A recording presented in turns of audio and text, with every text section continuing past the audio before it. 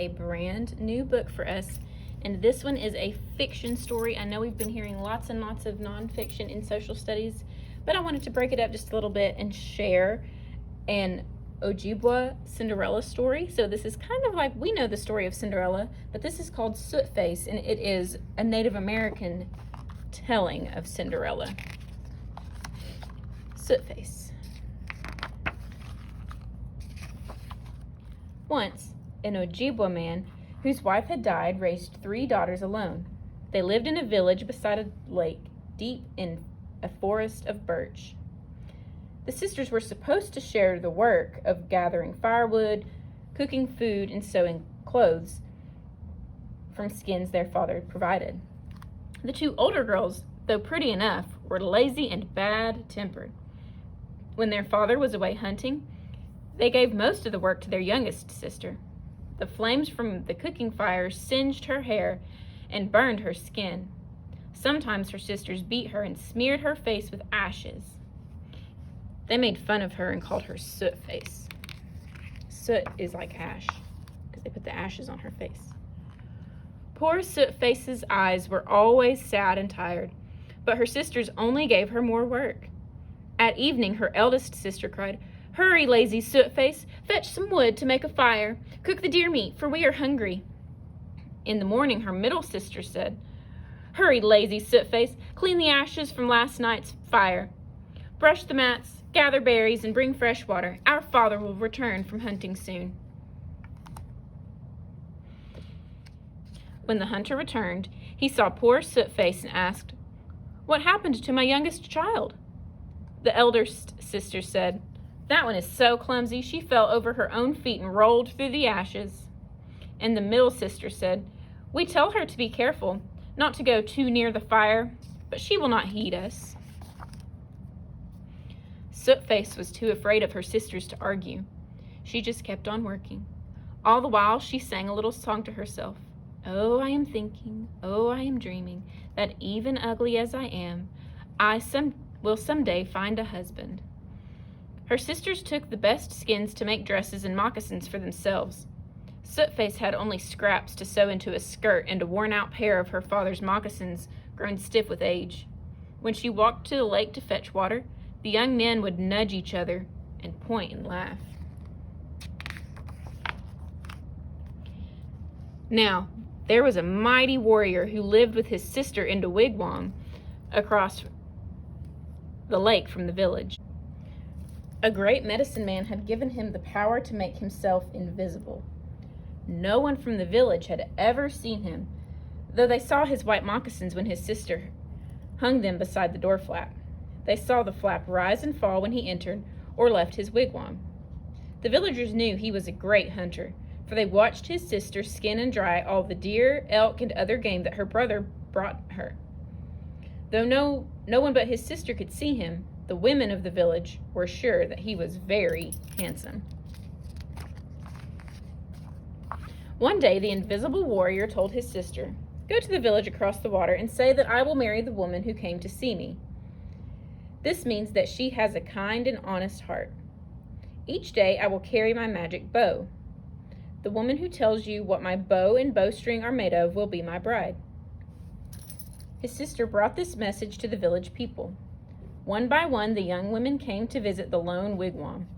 Each carefully braided her hair, dressed in her softest deerskin skirt and moccasins, and wore her finest necklaces of shells or beads. The invisible hunter's sister greeted each young woman kindly. But when she asked them to tell her what her brother looked like and what his bow and bowstring were made of, each young woman failed the test and was sent home.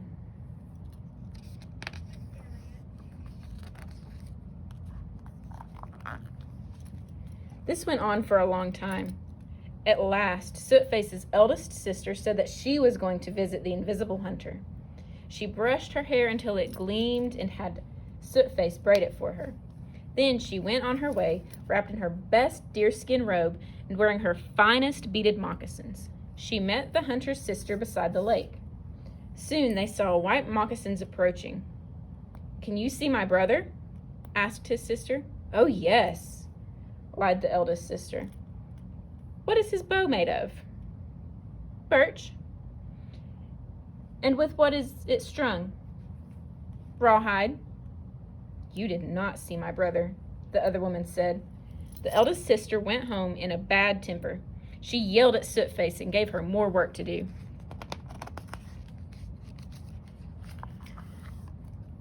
The middle sister, who thought herself clever, decided to try her luck. She hung strings of pale shells at her throat and had Sootface weave some into her long braids. Off she went, sure she would become the lucky bride.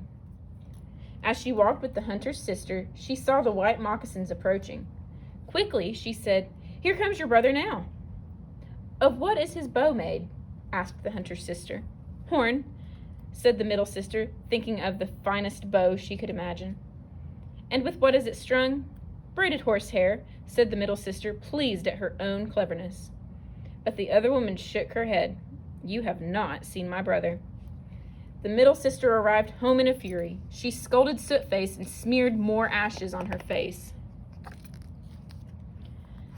The next day, Sootface decided to visit the hunter's lodge as her sisters had done. She begged her eldest sister, "Sister, let me wear your white shell necklace, softest skirt and moccasins. I want to go and seek a husband." But her sister refused, saying, "You would only make my clothes as sooty as yourself."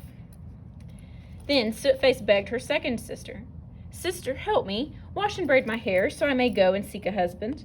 But her sister said, "The fire has burned your hair too short to braid, and I do not want my hands dirtied by the ash that clings to you." Sootface was stung by their unkindness, but she was determined to present herself to the warrior and his sister. She went alone into the woods. There she said, "Sister Birch Tree, share your soft white skin with me. Then I can wear a new skirt when I go seek a husband."